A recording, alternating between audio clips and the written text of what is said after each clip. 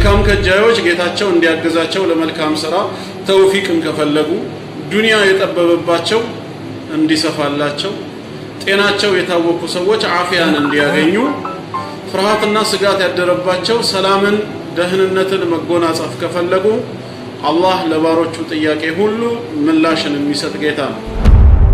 ዱዓ የተወሰነ ሰዓት የለው 24ቱም ሰዓት እጃቸውን ወደ አላህ አንስተው ያ ረብ ለሚሉ ሰዎች ክፍት ነው። ይሄ ምንም ጥርጥር የለንም። ዛሬ የምናየው ግን ምንድነው? ከነዚህ ሰዓታት ከነዚህ ቀናቶች ውስጥ ግን ስፔሻል ተደርገው የተመረጡ ሁኔታዎችና ሰዓታት አሉ። በተለይ በእነዚህ ሰዓት የሚደረግ ዱዓ ተመላሽነት የለውም በማለት አላህ ባሮቹን ያነሳሳቸዋል። አንቱ የአላህ መልእክተኛ ሆይ ተባሉ። አዩ ዱዓኢ አስማዕ፣ የትኛው ዱዓ ነው ይበልጥ ተሰሚነት ያለው? ይበልጥ ተሰሚነት ያለው ዱዓ የትኛው ነው ተብለው ሲጠየቁ ቃል እሳቸው አሉ ምን አሉ? ጀውፉ ለይሉ ልአኺራ፣ የመጨረሻው ሌሊት ክፍልና ወዱቡር ሰላዋት ልመክቱባ፣ ግዴታ ከተደረጉ ሰላቶች ኋላ ላይ አሉ። ሁሌም ፈርድ ሰላት ሰግደን መጨረሻ ላይ ዱዓ ማድረግ አላህ ዘንድ ይበልጥ ተሰሚነት አለው። አዑዙ ቢላሂ ሰሚዕል ዓሊም ሚነሽ ሸይጣኒር ረጂም ቢስሚላሂር ረሕማኒር ረሒም አልሐምዱሊላሂ ረቢል ዓለሚን ወሰላቱ ወሰላሙ ዐላ ረሱሊላሂ ሰለላሁ ዐለይሂ ወሰለም። አሰላሙ ዐለይኩም ወረሕመቱላሂ ወበረካቱሁ። ውድና የተከበራችሁ ሙስሊም ወንድሞቼና እህቶቼ እንደምን አደራችሁ? እንደምን ዋላችሁ? እንደምን አመሻችሁ? አልሐምዱሊላሂ ረቢል ዓለሚን በጣም ደህና ነኝ። የዓለማቱ ጌታ አላህ የተመሰገነ ይሁን። ወዐለይኩም ሰላሙ ወረሕመቱላሂ ወበረካቱሁ። ዱዓ ተቀባይነት ያላቸው ወቅቶችን እንመለከታለን ማለት ነው እና ዱዓው ከተመቻችሁ ያው ከፈለጋችሁ ዩቲዩብ ላይ ዳውንሎድ ማድረግ ትችላላችሁ። ናይጄሪያዊ ነው፣ የከኑ ግዛት ነዋሪ ነው። ሼኽ ሱለይማን አብዱላህ ሱለይማን ይባላል። የዛሬው ርዕሳችን የሚያውጠነጥነው ዱዓችን ይበልጥ ተሰሚነት እንዲኖረው ተወዳጅ የሆኑና ዱዓችን የማይመለሱባቸው ወቅቶችን በተመለከተ ይሆናል ማለት ነው። ሁላችንም እንደምናውቀው በየትኛውም ሰዓት በየትኛውም ስፍራ በየትኛውም አይነት ሁኔታ ላይ ብንሆን አላህ የባሮቹን ዱዓ ሰሚ የሆነ ጌታ ነው። 24/7 24 ሰዓት ሳምንቱን ሙሉ የዱዓ በሩ ክፍት ነው። ኃጢአተኞች ኢስቲግፋር ማድረግ ከፈለጉ፣ መልካም ከጃዮች ጌታቸው እንዲያገዛቸው ለመልካም ሥራ ተውፊቅን ከፈለጉ፣ ዱንያ የጠበበባቸው እንዲሰፋላቸው ጤናቸው የታወቁ ሰዎች አፊያን እንዲያገኙ ፍርሃትና ስጋት ያደረባቸው ሰላምን ደህንነትን መጎናጸፍ ከፈለጉ አላህ ለባሮቹ ጥያቄ ሁሉ ምላሽን የሚሰጥ ጌታ ነው። አይደለንም እኛ በሰማይ ውስጥ ያሉ መላእክት እንኳን ሁሌም እንደለመኑት እንደጠየቁት ነው። እሱ ደግሞ ሁሌም በስራ ላይ ያለ ጌታ ነው። አረፈ የሚባል አምላክ አይደለም።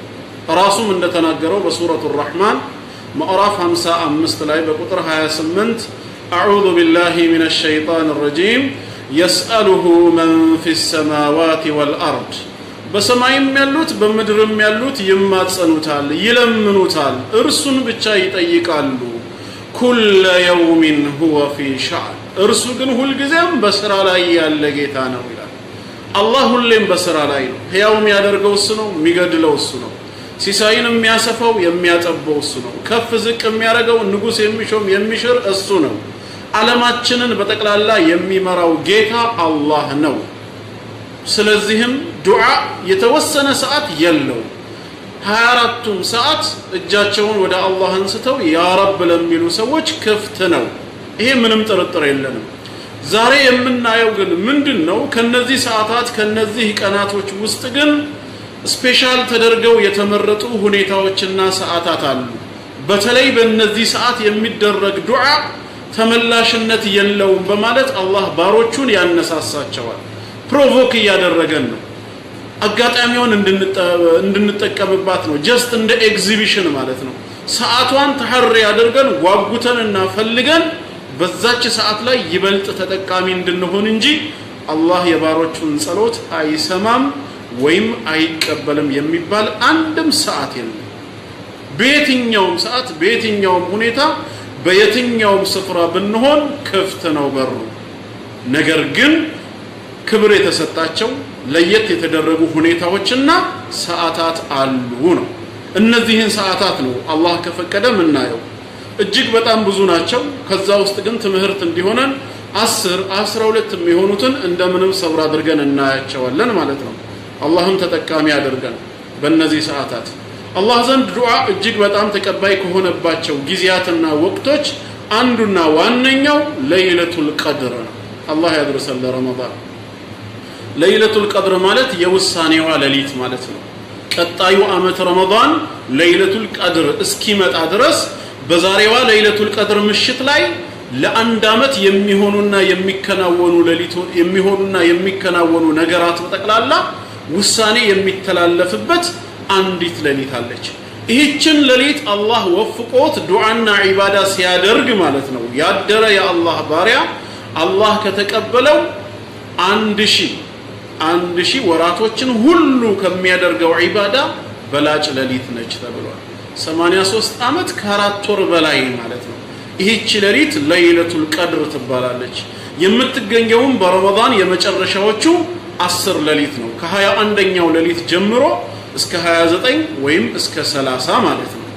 ከነዚህ የመጨረሻዎቹ 10 ደግሞ ነጠላ ቁጥሮች 21ኛ ሌሊት፣ 23ኛ፣ 25ኛ፣ 27 እና 29 ጨረቃን በማየትና ባለማየት ልዩነት ተፈጥሮ የረመዳን አንደኛ ቀን መቼ ነው ነገ ነው ወይስ ዛሬ በሚለው ልዩነት ከተፈጠረ አሽሩል አዋኺርም ነገ 21ኛው ሌሊት ነው ወይስ ዛሬ ነው በሚለው ልዩነት ቢፈጠርም ብስል የአላህ ባሮች ግን ምን ያደርጋሉ? ከ20ኛው ሌሊት ጀምሮ ሙሉ 10ሩንም ይቀመጣሉ፣ ዱዓ ያደርጋሉ፣ ዒባዳ ያሳልፋሉ። ከዛ በየትኛውም ሌሊት ይሁን እነሱ አግኝተውታል ማለት ነው ያን ሌሊት። ቀሪው ነጥብ ምንድነው? አላህ እንዲቀበላቸው ዱዓ ማድረግ ብቻ ነው። አላህ ተቀበለ ማለት እንግዲህ ዳኑ ማለት ነው። ግልጽ ነው። እና አንደኛ ለይለቱል ቀድር ትባላለች። ጌታችን አላህ ወማ አድራከ ማ ለይለቱል ቀድር ይላል። ለይለቱል ቀድር የውሳኔዋ ሌሊት የተባለችው ምን እንደሆነች ምን አሳወቀ? ደረጃዋን ታውቃለህ? እኔ ልንገርህ ይላል ጌታ አላህ። ለይለቱል ቀድሪ ኸይሩን ሚን አልፍ ሸህር። ለይለቱል ቀድር የውሳኔዋ ሌሊት ማለት ከ1000 ወራቶች የምትበልጥ ሌሊት ነች ይላል።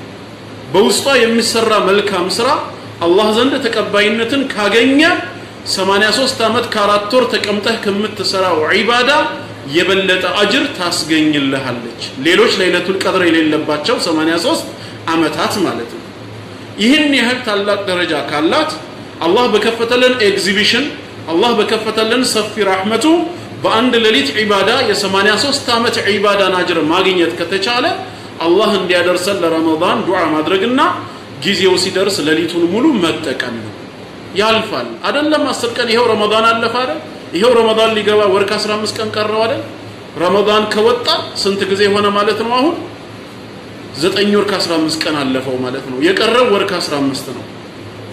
ትላንትና ረመዳን ዒድ አክብረን 9 ወር እንዲህ በቀላሉ የሚያልፍ ከሆነ ረመዳን ደርሶ ደግሞ 10ዋ ሌሊት ለማለፍ አሁንም ቅርብ ነች። ግን አላህ እድሜ ከሰጠን ነው። አላህ ያደርሰን። ለዚህ ነበር ረሱል ሰለላሁ ዐለይሂ ወሰለም اللهم بارك لنا في رجب وشعبان وبلغنا رمضان ይሉ ነበር። የጊዜያት ጌታ የሆንኩ አላህ ሆይ በሻዕባንና በረጀብ ያደረግነውን ዒባዳችንን ተቀበለን፣ እንዲሁም ባርክልን፣ ረመዳንን ደግሞ አድርሰን ይላሉ። ፈቃድ የአላህ ብቻ ነው። ነገ ነው እኮ ረመዳን፣ እኛም አለን አንልም፣ ኢንሻአላህ እንኖራለን ነው በአላህ ፈቃድ። አንደኛዋ እቺ ነሽ ማለት ነው። ሁለተኛው እና እዚህ ቦታ ላይ ወደ ሁለተኛው ሳልገባ እናታችን አይሻ ረዲየላሁ ዐንሃ ረሱል ሰለላሁ ዐለይሂ ወሰለምን ጠየቀች። ይህችን ሌሊት ሳገኝ ምን ብዬ ዱዓ ላድርግ ብላ። ትምህርቱ ለኛም ጭምር ነው፣ ለሷ ብቻ ሳይሆን። ምን አለች እናታችን አይሻ ረዲየላሁ ዐንሃ? ቁልቱ ያ ረሱላላህ ዐለይሂ ሰላቱ ወሰላም፣ አንቱ የአላህ መልእክተኛ ሆይ አረአይተ እስኪ ንገሩኝ፣ ኢን ዐሊምቱ አየ ለይለትን ለይለቱል ቀድሪ ለይለቱል ቀድር የትኛዋ ሌሊት እንደሆነች ካወቅኩኝ ማ አቁሉ ፊሃ ምን ልበል በዚች ሌሊት? ምን ብዬ ዱዓ ላደርግ? ማንኛውም ዱዓ መቅቡል ነው፣ ግን ስፔሻል ነገር ነው የፈለገችው። ከመልእክተኛው የተሻለ አዋቂ የለምና ረሱል ሰለላሁ ዐለይሂ ወሰለም ምን አሉ? ቃለ ቁሊ እንዲህ በይ اللهم إنك عفو تحب العفو فاعف عني اللهم أملك يا الله إنك عفو أنت يقرب يجتانا باروچህን በይቅርታ ታልፋለህ تحب العفو ይቅርታን ደግሞ ትወዳለህና فاعف عني ከኔ ይቅርበለኝ ኃጢአቴን ሁሉ ሰርዝልኝ አጥፋልኝ ብለሽ ለምኝው የኃጢአት ዕዳን ከማሰረዝ የበለጠ ምንም ነገር የለም ከመልካም ስራ በፊት ኃጢአትን ራሱ ማሰረዝ ቀዳሚ ነው ምክንያቱም አንድ ሰው ሽቶ የሚቀባው ለማማር ለሌሎቹ ለመታየት ነው ግን መጀመሪያ ሰውነቱ ላይ ያለን ቆሻሻ ምን አድርጎ ነው ታጥቦ አስወግዶ ነው ኢስቲግፋር ያጥበናል ከዛ በኋላ መልካም ስራዎች ዚክሮች ደግሞ ምን ያደርጉናል ያሱቡናል ጥሩ መዓዛ እንዲኖረን ይዳርገናል ስለዚህ ቅድሚያ ኢስቲግፋርን በማብዛት ተውበትን በማብዛት መንጻት አለብን ከተውበት የበለጠ ምንም ኃጢአትን የሚሰርዝ ነገር የለምና ስለዚህ እሷም ምን እንድትላዘዟት اللهم انك عفو تحب العفو فاعف عني አንተ ይቅር ባይ የሆንኩ ጌታ ሆይ አንተ ይቅር ባይ ነህና ይቅርታን ስለምትወድ ይቅርታ አድርግልኝ ነው ይሄ አንደኛው ሁለተኛውስ ዱቡር الصلوات المكتوبه ግዴታ ከሆኑ አምስት ወቅት ሰላቶች ኋላ ላይ አምስቱም ወቅት ሰላት ማለት ነው ፈርድ ሰላት ስንሰግድ ከፈርድ ሰላት በኋላ የሚደረግ ዱዓ ተመላሽነት የለውም እንዳንረሳ كأبي أمامة الباهلي رضي الله عنه بتلالفه حديث قيل يا رسول الله أنت يا الله ملكتنياه ويتبال أي الدعاء أسمع يتنياو دعانو يبلت تسمينت يالو يبلت تسمينت يالو دعاء يتنياو نتبلو ستيقو قال الساتشوال منالو جوف الليل الآخرة የመጨረሻው ለሊት ክፍልና ወዱቡር الصلوات المكتوبه ግዴታ ከተደረጉ ሶላቶች ኋላ ላይ አሉ ሁሌም ፈርድ ሰላት ሰግደን መጨረሻ ላይ ዱዓ ማድረግ አላህ ዘንድ ይበልጥ ተሰሚነት አለው እዚህ ጋር ግን መጨረሻ የሚለው ሁለት ትርጉም ነው የተሰጠው አንደኛው ትርጉም ዱቡር الصلوات المكتوبه ማለት ግዴታ ሰላቶች አልቀው ሰውየው ከማሰላመቱ በፊት የሚያደርገው ዱዓ ነው ተብሏል ለምሳሌ ዱቡር الحيوان የእንስሳት ጭራ ሲባል ከኋላ በኩል ነው ማለት ከነሱ ተገንጥሎ ለብቻው የወጣ ማለት ሳይሆን የመጨረሻው የሰውነት ክፍላቸው ኋላ ላይ ግን ከነሱ ጋር የተያያዘ ነው ልክ እንደዛው እዚህ ቦታ ዱቡር الصلوات ሲባል ሶላቱን ሰግደን ስናጠናቀቅ ነገር ግን ከማሰላመታችን በፊት ማለት ነው ምክንያቱም ካሰላመትን በኋላ በሐዲስ የመጣው ዚክሮች ናቸው ረሱል ሰለላሁ ዐለይሂ ወሰለም ሰላትን አሰላምተው ከጨረሱ በኋላ ዱዓ አድርገው ነበር የሚል ማስረጃ የለም ይላሉ ዑለማዎች እናም በዚህ ሐዲስ መሰረት ሰላታችን ላይ ተሸሁድ ቁጭ ብለን አተህያቱን ቀርተን ሶላት አለ ነብይ አውርደን ከአራቱ ነገሮች ከጌታ አላህ ጥበቃ ፈልገን اللهم إني أعوذ بك من عذاب جهنم ومن عذاب القبر ومن فتنة المحيا والممات ومن شر فتنة المسيح الدجال قالنا بوهلا يمنشاون دعاء بذي ساعات بنادرق مقبول ነው ብለዋል ሌሎቹ ደግሞ ካሰላመተ በኋላ የሚሉ አሉ በላጩ ግን የመጀመሪያው ነው ይላሉ ሰላቱን አጠናቆ ግን ከማሰላመቱ በፊት والله اعلم እንጠቀምበት ማለት ነው ይሄ ሁለተኛው ሌላው እዚሁ ሐዲስ ላይ የምናገኘው ጀውፍ الليل الاخر የሌሊቱ የመጨረሻ ክፍል ላይ የሌሊቱ የመጨረሻ ክፍል ላይ የሚደረግ ዱዓ ተሰሚነት አለው ይሄም ረሱል ሰለላሁ ዐለይሂ ወሰለም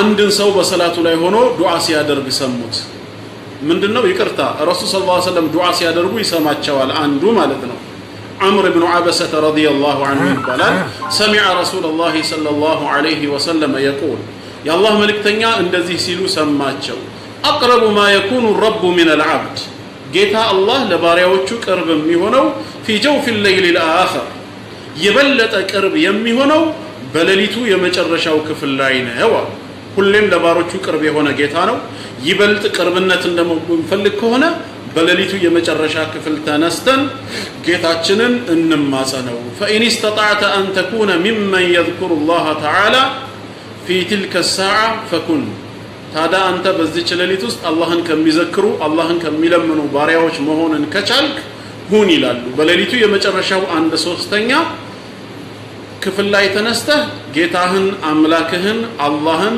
ለምነው ነው። አላህን ተማጸነው። ታጁዲን አብደላህ አሁን የምናወራው ስለ ዚክሩል ጅማዒ አይደለም፣ በግላችን ስለምናደርገው ዱዓ ነው። የጋራ ዱዓ ሳይሆን ዚክሩል ጅማዒ አይደለም፣ የግል ዱዓን በተመለከተ ነው። እና በዚህ የሌሊቱ ክፍል ላይ ተነስተን ተጠቃሚ እንሁን። ሐታ ፈጅር አዛን ከማለቱ በፊት የተወሰነ ደቂቃም ቢሆን ማለት ነው። ከአቢ ሁረይራ ረዲየላሁ ዐንሁ በድጋሚ በተላለፈው ሐዲስ ረሱል ሰለላሁ ዐለይሂ ወሰለም ምን ይላሉ? ينزل ربنا تبارك وتعالى في كل ليلة إلى سماء الدنيا ጌታችን አምላካችን አላህ ወደ ምድራዊ ሰማይ ይወርዳል በሌሊቱ የመጨረሻው ክፍል ላይ حين يبقى ثلث الليل الآخر የሌሊቱ 1/3 ሲቀር 2/3 አልፎ የሌሊቱ 1/3 ሲቀር ይወርዳል فيقول ከዛም ይላል ራሱ ጌታችን من يدعوني فأستجيب له ማን ነው የሚጠራኝ ለጥሪው ምላሽ የምሰጠው እሺ የምለው من يسألني ማን ነው የሚጠይቀኝ فأعطيه የጠየቀውን ነገር የምሰጠው من يستغفرني ኃጢአተኛ ነኝና ያ ረቢ ማረኝ የሚለኝ فأغفر له የምምረው ይላል። እቺን ሌሊት መጠቀም አለብን ማለት ነው። ስለዚህም ሶስተኛ የሌሊቱ የመጨረሻው ክፍል ዱዓ ይበልጥ ተሰሚነት ያለው ወቅት ነው። እህታችን ፊርደውስ በአማርኛ ዱዓ ማድረግ ይበቃል ወይ ብለሻል። መጀመሪያውኑ በአረብኛ ዱዓ አድርጓል ተባለ። ቀድሞው በራስሽ በግል ቋንቋሽ ነው አላህን ልትለመኘው የሚገባው።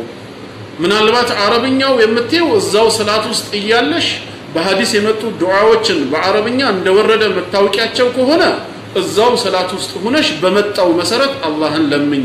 ካልቻልሽስ አረብኛ ሱጁድ ላይ ሆነሽ ለምሳሌ ዱዓ ማድረግ ትፈልጊያለሽ፣ አረብኛውን አልቻልሽውም፣ በገዛ ቋንቋሽ ዱዓ ማድረግ ትችያለሽ እስክትማሪ ድረስ።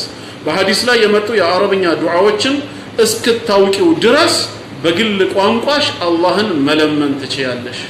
የልብሽን የሚያውቅ የተናገርሽውን የሚሰማ ጌታ ነው። እንኳን ቋንቋ ድምጾች በጠቅላላ የሚጋርዱት አይደለም። ቀድሞ ነገር ቋንቋን የፈጠረው ማን ሆነና ነው? አላህ አይደለም እንዴ? ነገር ግን አላዋቂዎች ማለት ነው አላዋቂዎች በአላህ ላይ ጥርጣሬ ለመፍጠር ሙስሊም ያልሆኑ ሰዎች የእናንተ ጌታ ከአረብኛ ውጪ አይሰማም ወይ? ለምንድን ነው ሁሌም በአረብኛ አምልኳችሁን የምትፈጽሙት ይሉናል። ይሄ የማህይማኖች አስተሳሰብ ነው። አሃ እናንተ ሁሌም በአማርኛ የምትጸልዩት ከአማርኛ ሌላ ስለማይሰማ ነው ማለት ነው። እንደዛ ከሆነ የኛ ጌታ ተሽሏል ማለት ነው። የእናንተ ጌታ የኛ ጌታ የሚል ክፍፍል ባይኖርም ይሄ የሞኞች ቋንቋ ቢሆንም እንዳባባሉ ከሄደ አረብኛን ተናጋሪዎች በብዙ ሚሊዮን የሚቆጠሩ ናቸው። ከአማርኛ ተናጋሪዎች በላይ ናቸው። እና ምን አይነት አስተሳሰብ ነው የምታወሩት? አላህ ቋንቋዎችን ሁሉ የፈጠረ ጌታ ነው። እንኳን አይደለም ተናግረን ሳንናገር የልባችንን ያውቃል። ታዲያ ዲዳዎች አላህን በምንድን ነው የሚለምኑት? አንደበታቸው የታሰረው በልባቸው አይደል አላህን የሚለምኑት? አላህ ሁሉን አዋቂ ጌታ ነው። ተግባባን? ለዚህ ነው ወሚን አያቲሂ خلق السماوات والأرض واختلاف ألسنتكم وألوانكم ያለው ومن آياته ያለው ከተአምራቶቼ መካከል ከምልክቶቼ ጌትነቴን ከሚያሳዩት ውስጥ አንዱ خلق السماوات والأرض ሰማያትና ምድርን መፍጠሬ ነው አለ። واختلاف ألسنتكم وألوانكم ደግሞም የቋንቋዎቻችሁና የመልኮቻችሁ መለያየት ነው። መጀመሪያውንም ቋንቋን ራሱ ለያይቶ የፈጠረው ጌታ አላህ ነው። ፖለቲከኞች አይደሉም በቋንቋና በብሔር የከፋፈሉን። ጌታችን አምላካችን አላህ ነው። አንቺን ኦሮሞ፣ እሷን አማራ፣ ያችኛዋን ትግሬ፣ እቺኛዋን ጉራጌ እያለ ሁሉንም በብሔር የፈጠረው ጥበበኛ ጌታ ነው። ከዛስ በተለያየ ቋንቋ፣ በተለያየ ሀጃ፣ በተለያየ ሰዓት፣ በተለያየ ስፍራ ሆነን ስንለምነው ሁሉንም የሚሰማ ምላሽ የሚሰጥ ጌታ ነው። አላህ የአረቦች ብቻ ሳይሆን ረቡል ዓለሚን የዓለማት ጌታ ነውና፣ ስለዚህ እስክትማሪ እስክታውቂ ድረስ በግል ቋንቋሽ ጌታሽን መለመን ትችያለሽ። አዎ ፋጡማ ቢንት ኢስላም በሐዲስ የመጡትን አረብኛውን እስክታውቂ እስክትማሪ ትችያለሽ። ተማሪ፣ በርቺ። እነሱን ትተሽ ማለት አይደለም፣ እስክታውቂ ድረስ ነው። ይህንን ሸኽ ሳሊህ አልሙነጅድ አልኢስላሙ ሱአሉን ወጀዋብ በሚለው መውቂዕ ዌብሳይታቸው ላይ ሌሎች ዑለማዎችን ጠቅሰው ዋቢ አድርገው እንደሚቻል ገልጸዋል ማለት ነው። ነገር ግን መማር አለብን ነው፣ እግረ መንገድ ማወቅም ጭምር አለብን። እሺ ሶስተኛው በምን ሁኔታ ላይ ብለናል? በሌሊቱ የመጨረሻው 1/3 ሲቀር በሌሊቱ ክፍል ላይ ብለናል። አላህን ልንማጸን ይገባል። አራተኛ አላህ ዘንድ ዱዓ ተሰሚነት ካላቸው በላጭ ከሆኑ ወቅቶች መካከል ሌላው አራተኛው በይነ الآذان والإقامة በአዛንና በኢቃም መሃል ሱጁድ ላይ የሚለው ገና አልመጣንም እኮ ጥያቄ ስለተነሳ ነው። ሳራ ሱጁድ ላይ ስንደርስ እነግራችኋለሁ፣ አታቻኩሉኝ። በሌሊቱ ክፍል የሚለው እንዳነሳ ነው። ረጋ ብላችሁ አዳምጡ። ከጥያቄያችሁ በፊት የኔን ሐሳብ ያዙ። ሌላው አራተኛው በአዛንና በኢቃም መካከል በአዛንና በኢቃም መሃል የሚደረግ ዱዓ ተመላሽነት የለውም። አነስ ኢብኑ ማሊክ ረዲየላሁ ዐንሁ ምን ይላል? ቃለ ረሱሉላሂ ሰለላሁ ዐለይሂ ወሰለም الدعاء رسول صلى الله عليه وسلم منالو دعاء ويم لمنا لا يرد بين الآذان والإقامة بأذاننا بإقام محل فتصمو أيم ملسمنا فادعوا الله نمتشوت النجر لمنوتال ترمذي نا بأذاننا بإقام محل يمدرج دعاء تملاشنت يلو إنه اللي مازان كتب على بوهلا إقام مسكيل باللو جزء مسجد قبتاچو بجماعة قبلية يمتسجدو ወይም በቤትም የምትሰግዱ ካላችሁ ኦሬዲ ሰዓቲቷን እንጠቀምበት። አላህ ይወፍቀን። በአዛንና በኢቃም መሃል የሚደረግ ዱዓ ማለት ነው። አምስተኛ ሌላው ዱዓ ተቀባይነቱ ይበልጥ ተቀባይነት ካለው ወቅት መካከል عند النداء للصلوات المكتوبة ለግዴታ ሰላቶች ጥሪ በሚደረግበት ሰዓት አዛን በሚወጣ ጊዜ ከሙአዚኑ ጋር አዛን የሚለውን ነገር አብረን እንላለን፣ እኛም ምላሽ እንሰጣለን። እንዳለቀ اللهم رب هذه الدعوة التامة በማለት በረሱል አለይሂ ሰላቱ ወሰለም ላይ ሰላዋት እናወርዳለን። ከዛም በኋላ ዱዓ ማድረግ ልክ የአዛን ጥሪ በሚሰማ ጊዜ ማለት ነው። የአዛን ጥሪ በሚሰማን ጊዜ መመለስ። ሌላው ስድስተኛ አላህ ዘንድ ዱዓ ተቀባይነት ካላቸው ወቅቶች መካከል ሰዓቱን ሚን ኩሊ ለይላ በየሌሊቱ አንዲት ሰዓት አለች።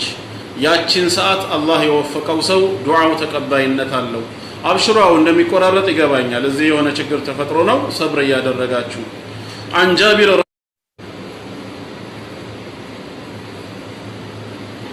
كجابر بن عبد الله رضي الله عنه بتلالف حديث سمعت رسول الله صلى الله عليه وسلم يا الله ملكتنيا እንደዚህ ሲሉ ሰማሁኝ يقول እንዲህ ይሉ ነበር። ምን አሉ? إن في الليل لساعات بلليت ውስጥ አንዲት ሰዓት አለች لا يوافقها رجل مسلم عندم مسلم الله يوفقهم يسأل الله خيرا من أمر الدنيا والآخرة ስለ ዱንያም ሆነ ስለ አኺራ ነገር አላህን የሚለምን ሆኖ አላህ አንድን ሙስሊም አይወፍቀውም ኢላ አዕጣሁ ኢያህ ያችኑ የለመነውን ነገር አላህ ቢሰጠው እንጂ وذلك كل ليلة ይሄ ደግሞ በሳምንት ወይ በወር አንድ ሌሊት ሳይሆን ሁሌም ሌሊት ነው። ኢማሙ ሙስሊም በሰሂሃቸው የዘገቡት ነው። በሌሊት አንዲት ሰዓት እና በዚች ሌሊት ውስጥ አንዲት ሰዓት አለች። አላህ አንድንም ባሪያውን አይወፍቀውም የዱንያንና የአኺራን ነገር የሚለምን ሆኖ አላህ የፈለገውን ነገር ቢወፍቀው እንጂ ስለዚህ ሁሌም በሌሊት የሆነች ሰዓት ተብሏል። አላህ እንዲወፍቀን ሰዓት እየመረጠን ጌተኛው ምንድነው ማለት ነው? አሁን ከሰማችሁኝ በሌሊት ውስጥ አንዲት ሰዓት አለች። በዛይ ሰዓት አንድ አላህ ባሪያ በፍጹም አላህን የዱንያም ሆነ የአኺራ ሐጃ ኑሮት እንዲለምነው አላህ አይወፍቀውም አላህ የተቀበለውና የሰጠው ቢሆን እንጂ። ስለዚህ ከሌሊቱ ሰዓት ዱዓ እናደርግ። የዱንያና የአኺራ ሐጃችንን ጌታችንን አላህን አጥብቀን እንለምነው እንማጸነው። አላህ ይወፍቀን። ሰባተኛ ሌላው ደግሞ ከጁምዓ ቀን ውስጥ በጁምዓ ቀን አንዲት ሰዓት አለች ተብሏል። በዚህች ሰዓት የሚደረግ ዱዓ ከአቢ ሁረይራ ረዲየላሁ ዐንሁ እንደተላለፈው አነ ረሱላላህ ሰለላሁ ዐለይሂ ወሰለም የአላህ መልእክተኛ ምን ይላሉ? ذكر يوم الجمعة فقال የጁምዓ ቀንን አወሱ። ከዛም አሉ فيه ساعة አንዲት ሰዓት አለች لا يوافقها عبد مسلم አንድ ሙስሊም የሆነ የአላህ ባሪያ እቺን ሰዓት በፍጹም አይወፈቀም።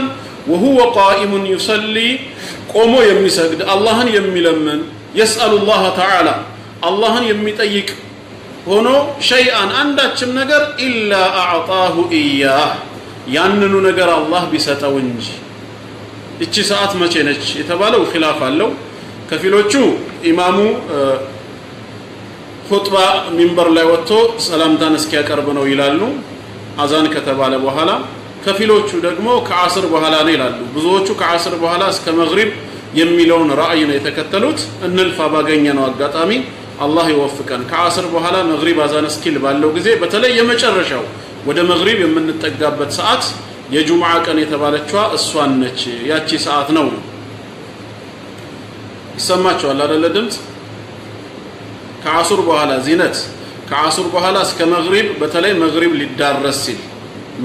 ሊዳረስ ሲል ማለት ነው በሌላ ሐዲስም ያው ፈልተሚሱሃ አኺሩ ሰዓትን بعد العصر የሚላል አቡ ዳውድ በዘገበው ሐዲስ ነሳኢም በዘገቡት የመጨረሻው ከዓስር በኋላ የመጨረሻው የቀኑ ሰዓት ላይ ፈልጉት ነው የሚለው አላህ ይወፍቀን ስምንተኛ ማኡ ዘምዘምን በመንጠጣ ጊዜ በትክክለኛ ንያ ከጠጣነው አላህ ያሳካልናል ማኡ ዘምዘም ረሱል ሰለላሁ ዐለይሂ ወሰለም ከጃቢር ኢብኑ አብዱላህ ረዲየላሁ ዐንሁ በተላለፈው ሐዲስ ምን ይላሉ ማኡ ዘምዘምን ሊማ ሹሪበ ለሁ የዘምዘም ውሃ ለተጠጣለት ዓላማ ያገለግላል ዘምዘም ውሃን መጠጣት የምንችል ሰዎች ከመጠጣታችን በፊት ዱዓ አድርገን ነይተን ለዚህኛው ነው በማለት ንያ ትክክለኛ ሷሊህ የሆነ ንያ ካለን ለጠጣንበት ዓላማ ይሆናል ማለት ነው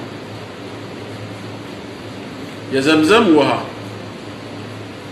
በሌሊት ውስጥ አንድ ክፍል አለች ነው ወንድሜ ስድስተኛዋን አልሰማሁም ያልከው በሌሊት ውስጥ የሆነች ሰዓት አለች በዛ ሌሊት ውስጥ የዱንያም ሆነ የአኺራ ሐጃ ኑሮ አላህን አትለምነውም አላህ ያንኑ ቢሰጥህ እንጂ ብለዋል ረሱል ሰለላሁ ዐለይሂ ወሰለም በሌሊቱ ክፍል ላይ ማለት ነው የምትፈልገው ሰዓት ላይ አላህ አንድ ሰዓት አለች ብሏል ያን ሰዓት ወፍቆ ከሆነ ዱዓ አድርግ ማለት ነው እሺ ዘጠነኛ ሱጁድ ላይ ሆነን ያውን ቀደም ስትጠይቁ የነበራችሁት ይሄንን ነው ሱጁድ ላይ ከአቢ ሁረይራ ረዲየላሁ ዐንሁ በተላለፈው ሐዲስ ረሱል ሰለላሁ ዐለይሂ ወሰለም ምን ይላሉ أقرب ما يكون العبد من ربه وهو ساجد አንድ የአላህ ባሪያ ለአላህ ቅርብ የሚሆነው ሱጁድ ላይ ሆኖ ነው በክብር በደረጃ ማለት ነው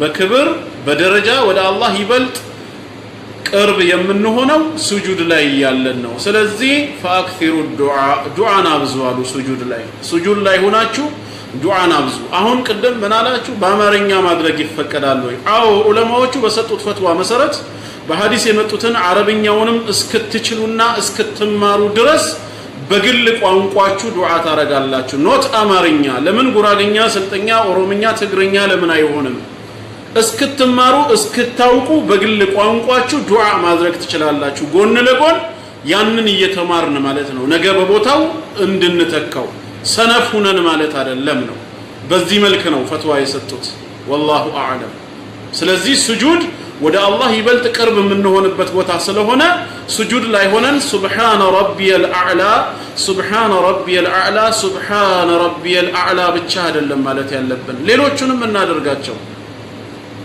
سبحان ذي الجبروت والملكوت والكبرياء والعظمة سبحانك اللهم ربنا وبحمدك اللهم اغفر لي اللهم لك سجدت وبك آمنت ولك أسلمت سجد وجهي للذي خلقه وصوره وشق سمعه وبصره تبارك الله أحسن الخالقين ليلوچنم يا مقلب القلوب ثبت قلبي على دينك ويا مصرف القلوب صرف قلبي على طاعتك የመሳሰሉ ዱዓዎችን ማድረግ ትርጉማቸው ካልገባን ስለምትሉ ዛሬ ቀላል አይደል ሒስኑል ሙስሊም አለ በሃርድ ኮፒ ሞባይላችሁ ላይ ደግሞ ገብታችሁ ከፈለጋችሁ ፕሌይ ስቶር ላይ ተተርጉሞ ከነ ድምጹ ሁሉ ቀርቦላችኋል አታ ንባቡን እንኳን እንችልም እንዳትሉ በዚህ መልኩ ማሐፈዝ ትችላላችሁ ማለት ነው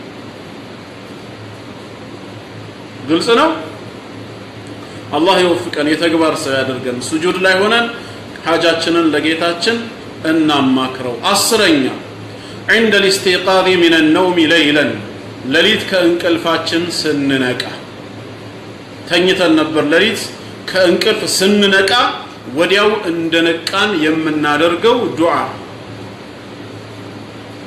ምንድነው እሱ كعبادة بن الصامت رضي الله عنه بتلالفه حديث عن النبي صلى الله عليه وسلم قال يا الله ملكتنيا منالو من تعر من الليل كلليت كفل ينقى سو فقال كزام اندنقى لا إله إلا الله وحده لا شريك له له الملك وله الحمد وهو على كل شيء قدير الحمد لله وسبحان الله ولا إله إلا الله والله أكبر ولا حول ولا قوة إلا بالله يهنن ياله ثم قال كزام قتلو ياله اللهم اغفر لي ياله سو استجيب له أو دعا له ويم دعاء بيادر استجيب له دعاء مقبول له فإن توضأ وصلى ودعاء درقو كسجد دمو قبلت صلاته صلاة تقبلنك الله